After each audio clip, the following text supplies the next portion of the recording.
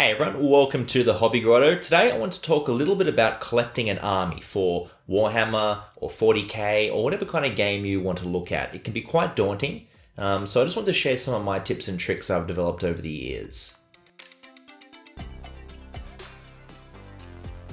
Now the first thing is actually choosing the army itself. Now, sometimes people will go and they'll be like, oh, I just want to get like the most powerful army or the strongest, the coolest miniatures. But really what you want to do is you want to pick something that you're going to have fun painting and collecting. So the first thing that I recommend is you go onto the Warhammer website and go to have a look at all the armies. Just scroll through all the different armies, look at the different models, and see which kind of things appeal to you. Because there's no point choosing an army if it's going to be the strongest army if you don't want to be painting 50 models, 100 models like that. Armies are a big thing, there's a lot of things to paint, so you need to be okay painting that amount of miniatures. There's no point collecting a army of naked dwarf slayers if you don't want to paint skin or orange hair or that kind of thing. So it's got to be something that you like and that appeals to you. And that's not to say that you shouldn't pick something that you like the lore of or anything like that. Pick something that you like the lore of, but you've still got to be happy painting it all. And I think that's one of the biggest issues that people come up with. They buy all this stuff and they think this is going to be a cool army, and then when it comes down to the painting, they kind of struggle a bit. It's just not as fun as they thought it would be. So after you've actually chosen the army, what I also like to recommend is just buying maybe one model or 3D printing a model or getting a model from a friend so you can kind of test the color scheme and just see if you like it, see if you like painting that kind of thing. Because again, you're going to be painting a lot of these miniatures, huge amounts. So, you got to be comfortable with that. Now, once you've actually chosen the army, that's the first step, but now you've actually got to collect and buy all the models. And this is another area where I think people can get very overwhelmed and things can get very, very, very daunting very fast. Because it's very common for when people choose an army to just go out and buy a whole amount of things, 2,000 points, even 1,500 points. It's like a lot of models to start with. And then you come home and you've got all these boxes and you've got to build all these models, and it can, again, be very overwhelming. And sometimes this is the stage where people just put it all away and they're like, I'm going to get to it eventually. But what I like to suggest is buy it in small stages. So, look at maybe, 400, 500 points, little chunks, and then go out and buy a few bits and pieces, a couple of boxes, assemble that stuff, paint that stuff, see how you're feeling about it, see if you still like that army, see if you still like painting that kind of thing.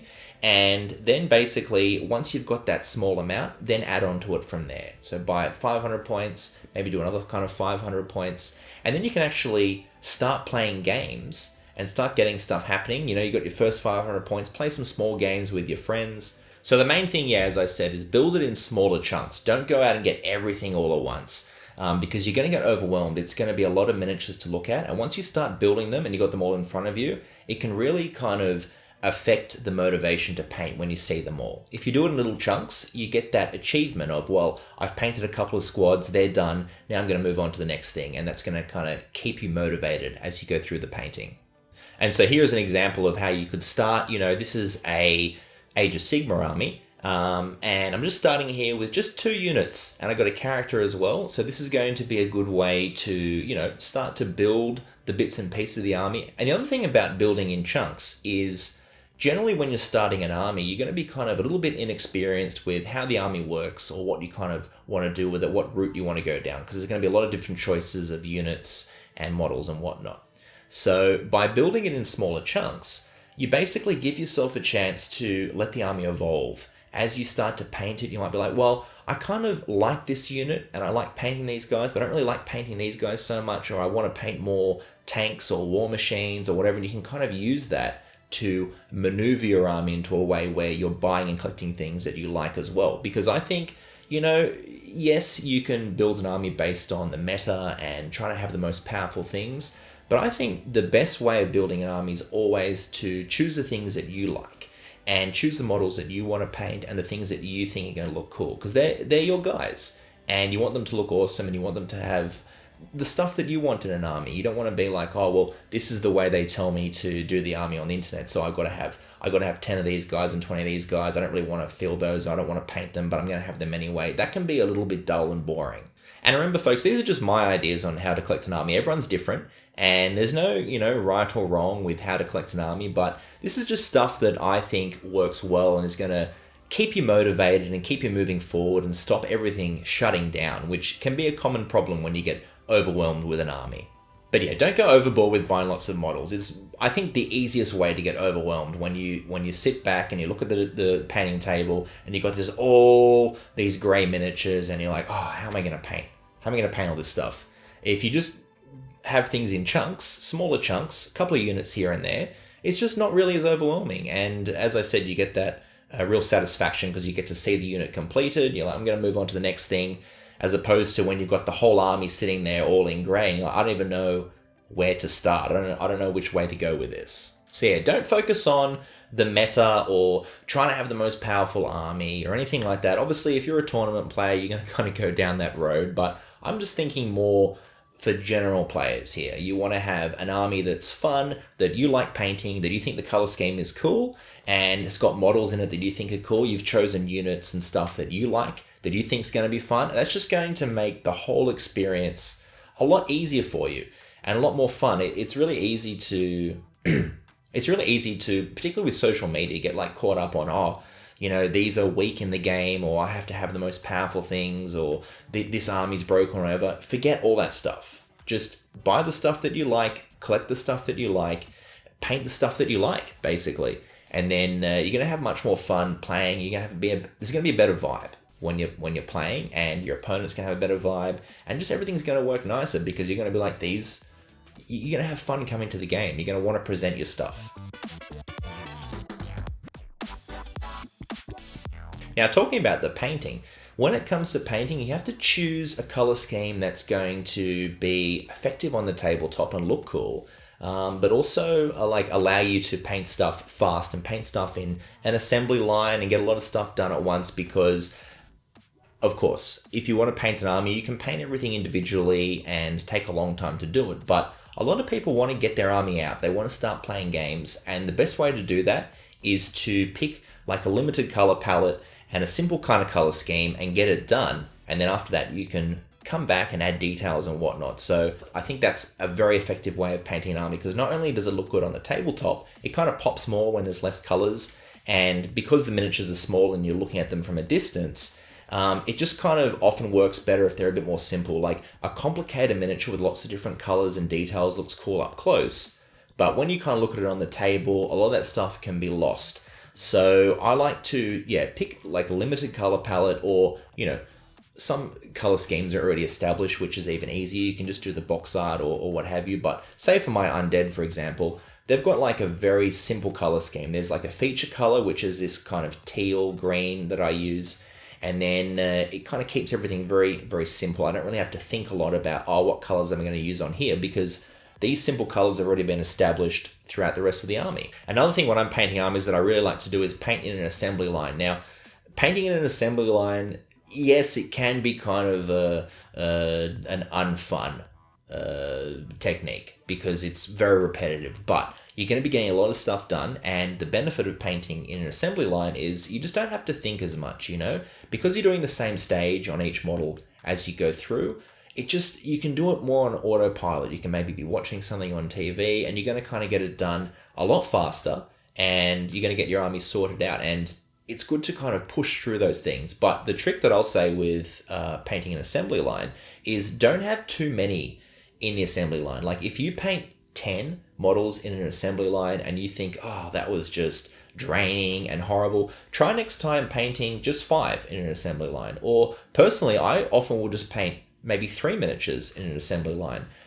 Because although you might think, well, it's not as economical of time and it's going to be a lot slower to get everything done, it's going to keep you motivated longer because you're going to be finishing the models faster and you're going to get more of an enjoyment out of it. So I don't really like if I'm doing kind of standard base coats, I might paint a whole bunch at once. Or if I'm doing say a metallic army, I might dry brush everything in the metals to start and then kind of break them down into smaller groups of 3 to 5 miniatures to paint the details more and do the basing and do all those kinds of bits and pieces. So you're kind of getting out smaller groups, but it's not as kind of overwhelming. I know personally for me, I get very overwhelmed sometimes when I'm painting assembly lines and I'm like, I hate these miniatures now. I don't want to paint them anymore. You're painting just all the little bits and pieces and you're like, ugh, it's so draining. I just want to go back to painting just one model by itself sometimes. You can also use a lot of cool techniques like, you've seen probably my videos, speed painting and stuff like slap chop using contrast paints. All that stuff is going to really speed up the painting because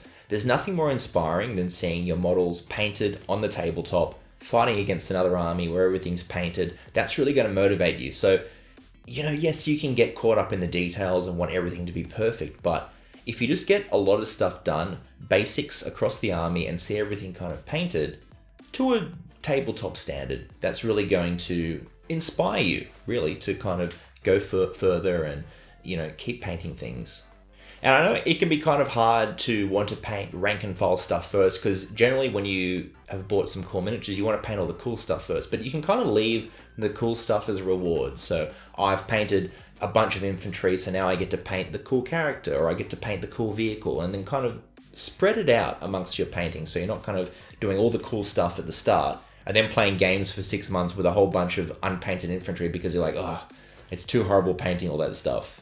And let me just say, painting armies is not for everyone. I personally don't even really like painting armies because you got to paint so many of the same miniature. I just generally find it a little bit boring. My personal preference for stuff that I like to paint is I like to paint war bands and squads and gangs. I like skirmish games because I like to paint a smaller amount of things. It really is a huge time investment to paint an army. So that's why all this stuff I'm saying, you got to like what you're painting and you got to enjoy the army and you got to really want to paint this stuff and you've really got to want to have fun with it, because if you're just buying an army because you want it to be super strong, you're never going to have the motivation to sit down for hours and hours and hours and paint all this stuff. Of course, you get someone to paint it, or you can just do a very, very, very quick kind of paint job, but I still feel like you have to choose the things that really kind of speak to you. They speak to you inside and, you're going to enjoy it. And just, you just need to push through some of these times when you get unmotivated to paint armies, because it happens to everyone, and that's why we all have so many piles of shame, because you start an army, you buy some things, you paint some models, and you're like, I don't want to paint anymore. But that feeling of when you see everything laid out on the table, resplendent, everything's painted, it's unbeatable. So it's worth pushing through and trying to get the army done just to kind of get that feeling at the end. And it's going to take a while. It might take years to get the army done. I know personally there are armies that I've been painting for a long, long time. I don't know if I'm ever going to finish them, but I'm still chipping away at them, and they just look great on the tabletop when they're all done. So just keep that to motivate you. Keep that pushing you. Just how's it all going to look when it's all set up on the table? Everything's painted, everything's based, and all those hours of work had value.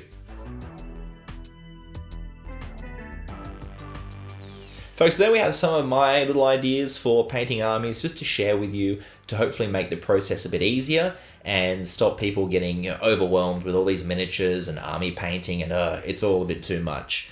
So hopefully that helps everyone. Thanks for watching, everyone. Why don't you check out some of these other videos, and we'll see you next time on the Hobby Grotto. Now, what else did I want to talk about? I haven't really scripted this video. I normally do a lot of scripted videos when I'm doing my tutorials, but I just kind of wanted to talk about my ideas and how I feel about painting miniatures and collecting armies and that kind of thing. So it's probably a little bit rambly, this video, but I'll try and edit it and keep just the good stuff in there.